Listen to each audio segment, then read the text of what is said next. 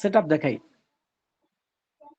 Copy paste, আজকে দিব হচ্ছে এটা, তারপরে দিব সাপোর্ট রেজিস্ট্যান্স,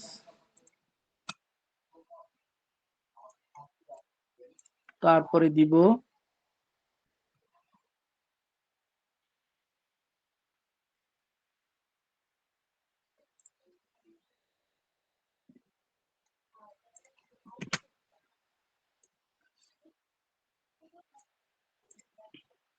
তো আমরা কি করব, সেটআপের জন্য সর্বপ্রথম আমরা চলে যাব এখানে, তারপরে কপিগুলো এই কোডগুলো সব কপি করব, কপি করার পরে এখানে আসব, আসার পরে ইন্ডিকেশনে যাব, ইন্ডিকেশনে যাওয়ার পরে স্ক্রিপ্টে যাব, অ্যাড নিউ স্ক্রিপ্টে ক্লিক করব, আগের কোডগুলো সব ডিলিট করে দেব, পেস্ট করে দেব কন্ট্রোল ভি দিয়ে, দেওয়ার পরে আমরা সেভ দিব।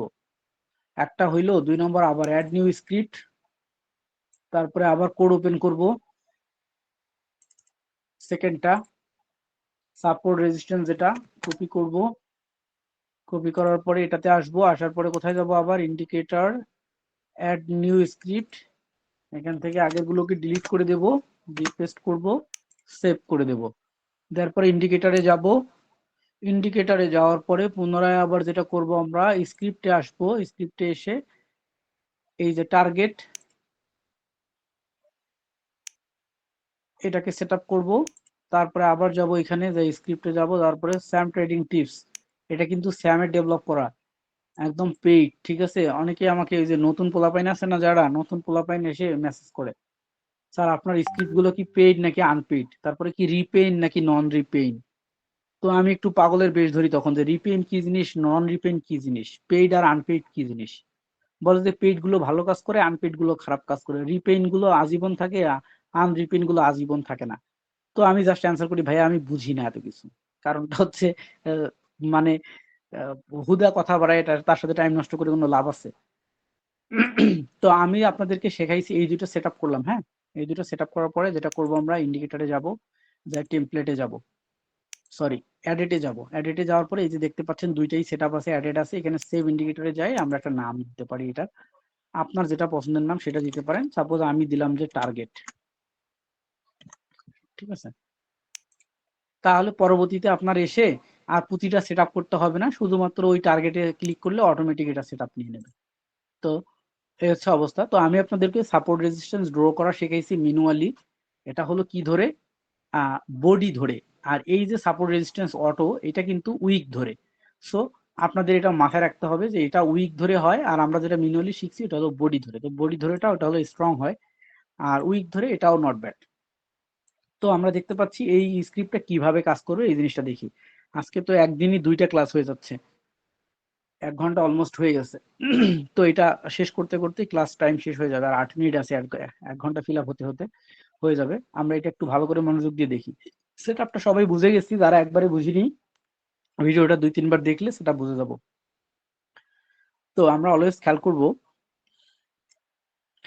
Trendy market, up trend down trend, এবং সিগন্যালের পজিশন খেয়াল করব, হয় রেজিস্ট্যান্স পয়েন্টে নাইলে সাপোর্ট পয়েন্টে। সাপোর্ট এবং রেজিস্ট্যান্সের মধ্যে যে দূরত্ব, এটা অবশ্যই একটু বেশি থাকতে হবে, 2 বা 3 বা 4টা ক্যান্ডেল তৈরি হওয়ার মতো জায়গা থাকতে হবে। ক্লিয়ার? তো আমরা দেখতে পাচ্ছি যে এখানে মিনিমাম কয়টা ক্যান্ডেল তৈরি হওয়ার জায়গা আছে, মিনিমাম 4টা ক্যান্ডেল তৈরি হওয়ার জায়গা আছে এখান থেকে এই পর্যন্ত। একদম বাংলা ভাষায় শিখি, ট্রেডটাকে চাইলেই কিন্তু অনেক কঠিন করে শেখা যায়, কিন্তু এত কঠিন করে আসলে লাভ কি? যারা কঠিন করে শিখতে যায়, এই অ্যানালাইসিস তমুক অ্যানালাইসিস অমুক তমুক দুনিয়ার কথা বলে, বলে জিনিসটাকে কঠিন বানায় ফেলে। এই কঠিন বানানোর পিছনে একটা ফর্মুলা আছে, যে আরেকজনকে বোঝানো যে আপনি অনেক বেশি জানেন, ঠিক আছে, যে আপনি জিনিসটা বুঝে গেছেন আর কেউ বুঝতেছেই না। তো অনেক টিচার আছে এইরকমটা করে করে স্টুডেন্টদেরকে ভীতিকর একটা পরিস্থিতির মধ্যে ফেলে, ঠিক আছে, রাগটাগ হয়। হ্যাঁ, যে অনেক কিছু করতে হয়, ট্রেডিং করতে অনেক কিছু জানতে হয়, অনেক কিছু উনি জানে কিন্তু আপনি বুঝতেছেন না, মানে আপনি তার পেছনে ঘুরেন। বাট আপনি যদি এটা করেন তাহলে তো আপনি টিচার হইলেন না। টিচার হইতে গেলে আপনার যেটা হইতে হবে, আপনি লোহাটাকে হজম করে একদম নরম ফুড করে, নরম খাদ্য করে স্টুডেন্টকে যদি খাওয়াইতে পারেন, সহজ ভাষায় বুঝাইতে পারেন, তাহলে আপনি বেস্ট টিচার। সো আমি ওই জিনিসটা কখনোই ট্রাই করি না, আমি ট্রাই করি যত সহজেই বোঝানো যায়। অত অ্যানালাইসিস থিঙ্ক করে লাভ নাই ভাই, সোজা হিসাব। আমার কথা, সাপোর্ট এবং রেজিস্ট্যান্সের মধ্যে দূরত্ব এতটা হইতে হবে যে এখানে মিনিমাম 2 থেকে 3টা ক্যান্ডেল তৈরি হওয়ার জায়গা আছে। এই পজিশনে একদম সাপোর্ট রেজিস্ট্যান্স পজিশনে একটা সিগন্যাল পাইছি আমি, ইন্ডিকেশন করছে আমাকে যে মার্কেট ডাউনে আসবে। যখন আমি প্রথমটাতে সিগন্যালটা পাইছি, পরেরটাতে আমি ডাউন ট্রেড নিয়ে নেব। এখন এই জায়গায় যে আমি ডাউন ট্রেডটা নিলাম, এর এই জায়গাটা এই জায়গা থেকে ব্যাগে এইদিকে দেখবো যে মার্কেট কতটুকু ভেতরে ছিল, অর্থাৎ এই লাইন থেকে আমি আবার মার্ক করে দেখাই। আমি ইন্ডিকেশন পাইছি কোথায়? এখানে। তো ইন্ডিকেশন যখন আমি এখানে পাইছি, এখানে পাওয়ার পরে এই ক্যান্ডেলটা হয়ে গেছে, তারপরে ক্যান্ডেলটা হয়ে গেছে, এই ক্যান্ডেলটা হয়ে গেছে, তারপরে ক্যান্ডেলটা হয়ে গেছে। এরপরে এখানে মিনিমাম 3 থেকে 4টা ক্যান্ডেল তৈরি হওয়ার জায়গা আছে। এইদিকে লাস্ট 30 মিনিট আমি খেয়াল করব যে এই জায়গায় কোনো প্রকার রেঞ্জিং মার্কেট বা ড্রপিং বা এসএনআর আছে কিনা, তো দেখতেছি নাই। তার মানে এই সিগন্যালটা দিছে ব্রেকআউট পজিশনের সিগন্যালটা দিছে। ব্রেকআউট হয়ে যাওয়ার পরে আরেকটা ক্যান্ডেল হয়েছে, তারপরে ক্যান্ডেলে আমি ডাউন ট্রেড করে দেবো আল্লাহর রহমতে। 100% উইন হবে যদি এইদিকে এরকম গ্যাপ থাকে, পুরোটাই যদি এরকম খালি থাকে, কোনো ঝামেলা না থাকে। কিন্তু মনে করেন এই ইএনজি সিগন্যালটা আপনি এইখানে পাইছেন, এইখানে পাইছেন, আপনি এইটাতে ডাউন ট্রেড যদি করতে যান, তাহলে এই জায়গায় একটা ড্রপিং পয়েন্ট আছে এইখানে, অর্থাৎ দেখেন এখানে একটা শক্তিশালী এসএনআর কিন্তু আছে এই লাইনে। তাহলে এখানে আপনি ট্রেড করলে এটা আপনার উইন হইতেও পারে, নাও হইতে পারে, তাই না? কিন্তু যখন আপনার এইখানে সিগন্যালটা ব্রেকআউট হওয়ার পরে এটা পাইছেন, কিন্তু এই দিকে আর কোনো কিছু নাই, মার্কেট ফাঁকা। একদম শেষের দিকে যদি আমরা থিঙ্ক করি, তাহলে দেখতে পাবো যে মার্কেট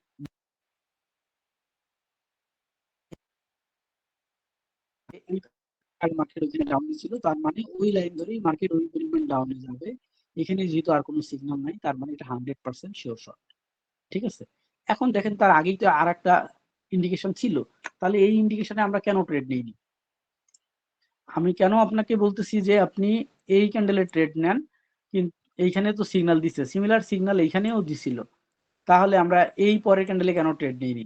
আমরা এই সিগন্যালের 3 নম্বর ক্যান্ডেলে ট্রেড নেবো, এইটা 1 নম্বর ক্যান্ডেল, 2 নম্বর, 3 নম্বর ক্যান্ডেলে ট্রেড নেবো। এই সেকেন্ড ক্যান্ডেলেই ট্রেড নেবো না। তার কারণটা হচ্ছে এই এই যে ক্যান্ডেলটাতে সিগন্যাল আসছে, এই ক্যান্ডেলটা ছিল ব্রেকআউট ক্যান্ডেল, তাই না? তো ব্রেকআউট ক্যান্ডেলের পরের ক্যান্ডেলটা আগে তৈরি হোক, তারপরে আমরা নেই, কারণ ব্রেকআউট ক্যান্ডেল দিয়ে ব্রেকআউট করছি, এরপরে মার্কেট ব্যাগও করতে পারে। আর এখানে আমরা কি করছি, ব্রেকআউট ক্যান্ডেলে সিগন্যাল দেওয়ার পরে একটা ক্যান্ডেল তৈরি হয়েছে, তার মানে আমরা শিওর হয়েছি মার্কেট ডাউনে যাবে। লাস্ট 30 মিনিটে এদিকে কোনো ঘটনা নাই, অকারেন্স নাই, তার মানে মার্কেট 100% ডাউনে যাবে, আমরা এখানে একটা ট্রেড দিছি। সেম এইখানে একটা সিগন্যাল আছে আপার, বাট এখানে আমরা ট্রেড নিব না। তার কারণটা হচ্ছে এইটা একদম রেজিস্ট্যান্স কে খেয়ে ফেলছে, রেজিস্ট্যান্স কে টাচ করে ফেলছে, এবং এর বাইরে রেজিস্ট্যান্স এখান থেকে ব্যাক করবে, এখান থেকে যে ব্রেকআউট করে যাবে তার সম্ভাবনা খুবই কম।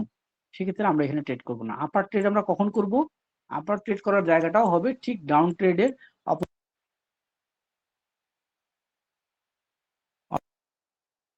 আমার নাম্বার আর কাউকে দিব না আজকে থেকে। আমাদের ডাউন ট্রেডের সিগন্যাল গুলো ঠিক এরকম হবে যে এই যে ব্রেকআউট ক্যান্ডেলে আমাদের সিগন্যালটা দিছে, এটা কিন্তু এই স্ট্র্যাটেজির ক্ষেত্রে। আবার অন্য স্ট্র্যাটেজির সাথে যদি মিলাই ফেলেন, তাহলে কিন্তু আমও গেল, সালাও গেল।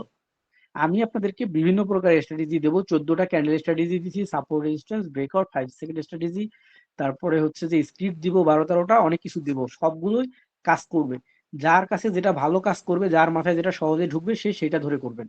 বাট সবগুলো নিয়ে যদি ধরে করতে যান, তখন কিন্তু আবার আপনি খিচুড়ি পাকায় ফেলবেন, একটার সাথে আরেকটা কখনোই মিসম্যাচ করে ফেলবেন না।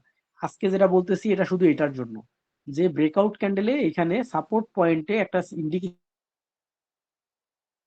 ছিল যে মার্কেট এখন এই পয়েন্ট থেকে আপে যাবে। তো আমরা এখানে ওয়েট করব, তারপরে একটা ক্যান্ডেল তৈরি হলো, এই ক্যান্ডেলটা হলো আমাদের কনফার্মেশন ক্যান্ডেল।